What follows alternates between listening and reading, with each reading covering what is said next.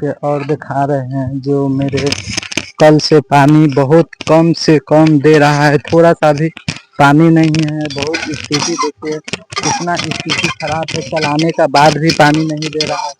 पूरा पानी इसका जमीन का सूख गया है। पानी इस गांव में बहुत ज़रूरी है, टैंकर पहुंचाना। इसके लिए हम इस वीडियो बना रहे हैं, जो इस पे सब ध्यान दे, काम करे, अपना टैंकर भेजे हमारे गांव में जल्दी।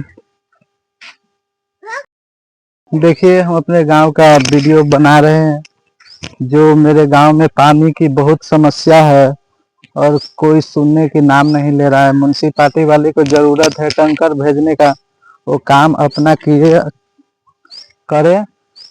और सिरसिया गांव में गोट में जो है पानी का बहुत समस्या कल का चल रहा है, जो देखिए कल भी दिखा रहे हैं, ये कल सा थोड़ा थोड़ा पानी आ रहा है। देखिए इधर भी एक कल है जिसका पानी भी बहुत कम कम गिरता है। देखिए बहुत चलाने पे ही इसका पानी बहुत कम कम गिर रहा है।